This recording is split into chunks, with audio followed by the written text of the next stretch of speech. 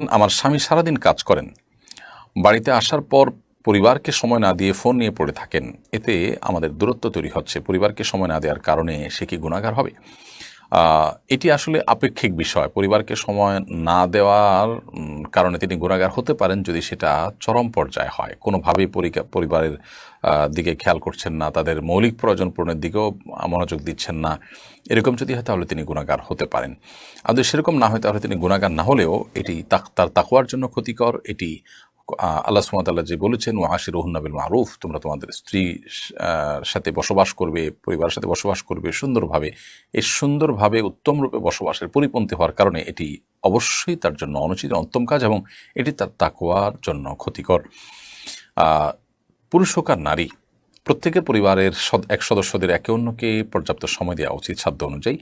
অহেতুক মোবাইলে সোশ্যাল মিডিয়াতে ডুবে থাকা এবং নানা রকমের আসক্তি, সেটা টেলিভিশন হোক মোবাইল হোক, এগুলো নিয়ে ডুবে থাকা, এটা কখনো প্রশংসনীয় কোনো কাজ নয়। এটা আমাদের স্বাস্থ্যের জন্য যেমন ক্ষতিকর, মানসিক স্বাস্থ্যের জন্য ক্ষতিকর, আমাদের পারিবারিক জীবনকে সুন্দর এবং সৌহার্দ্যপূর্ণ করার জন্য এটি বড় ধরনের প্রতিবন্ধকতা সৃষ্টি করে। সেজন্য একজন দায়িত্বশীল মুসলিম, তিনি নারী হোক আর পুরুষ হন, তিনি এ ধরনের আসক্তি থেকে বেঁচে থাকার জন্য আপ্রাণ চেষ্টা করবেন।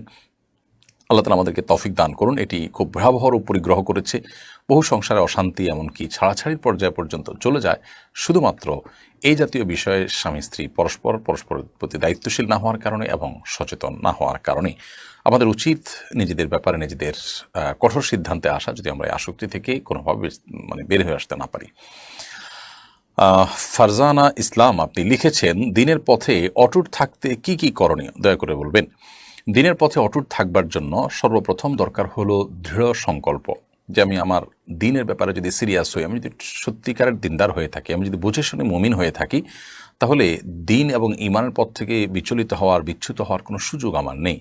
আল্লাহ সুবহানাহু ওয়া তাআলা কোরআনে একাধিক জায়গায় যারা ঈমান আনয়ন করার পর অটল অবিচল থেকেছে তাদের জন্য নানা সুসংবাদের কথা বলেছেন। আর ঈমান আনার পরে কেউ যদি অবিচল না থাকেন, অটল না থাকেন, তিনি যদি শিরকে পড়েন, তাহলে সেক্ষেত্রে তার সেই ঈমানের কোনো মানে আর থাকে না। এজন্য দিনের পরে অটুট থাকার জন্য তার গুরুত্বটাকে বুঝে দৃঢ় সংকল্প থাকা, যে কোনোভাবে আমি দিনের ব্যাপারে কম্প্রোমাইজে যাব না এবং আমার অবস্থানটা অটুট রাখবো, সেই চেষ্টা আমাদের করতে হবে। এক, দ্বিতীয়ত যে কাজটি করতে হবে তা হলো আল্লাহ সুবহানাহু ওয়া তাআলার কাছে বেশি বেশি দোয়া করতে হবে। একটি নির্দিষ্ট দোয়ার কথা আমরা বলতে পারি কোরআনে কারীমের, সেটি আল্লাহ সুবহানাহু ওয়া তাআলা নিজে শিখিয়েছেন আমাদের। সেটা হলো রব্বানা লা তুযিগ কুলুবানা বা'দা ইয হাদাইতানা ওয়া হাব লানা মিন লাদুনকা রাহমাহ ইন্নাকা আনতাল ওয়াহ্হাব।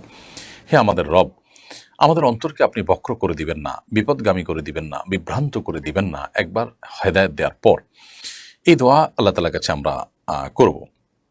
এর পাশাপাশি নবী করিম সাল্লাল্লাহু আলাইহি সাল্লামের শেখানো একটি দোয়াও আমরা বলতে পারি। তিনি আল্লাহ তাআলার কাছে দোয়া করতেন, আমাদেরকে শিখিয়েছেন, ইয়া মুকাল্লিবাল কুলুব সাব্বিত কুলুবানা আলা দীনিক। হে অন্তর পরিবর্তনকারী, আমাদের অন্তরকে আপনি আপনার দ্বীনের উপরে অটল অবিচল করে দিন। তো এই সমস্ত দোয়াগুলো আল্লাহ সুবহানাহু ওয়া তাআলার কাছে অর্থ এবং মর্ম বুঝে বুঝে কায়মনোবাক্যে নিবেদন করা যেতে পারে। তৃতীয়ত, দিনের উপর অটল থাকবার জন্য দিনী সোসাইটি, দিনী সার্কেল মেনটেন করা উচিত, দিনী পরিবেশে আমাদের থাকা উচিত। আল্লাহ সুবহানাহু ওয়া তাআলা বলেছেন, ইয়া আইয়ুহাল্লাযীনা আমানুত্তাকুল্লাহ ওয়া কুনু মাআস সাদিকিন। হে ঈমানদারগণ, তোমরা তাকওয়া অবলম্বন করো এবং সত্যবাদীদের সাথে, ভালো মানুষদের সাথে, যারা সত্যবাদিতা অবলম্বন করে তাদের সাথে থাকো বা তাদের সঙ্গ অবলম্বন করো।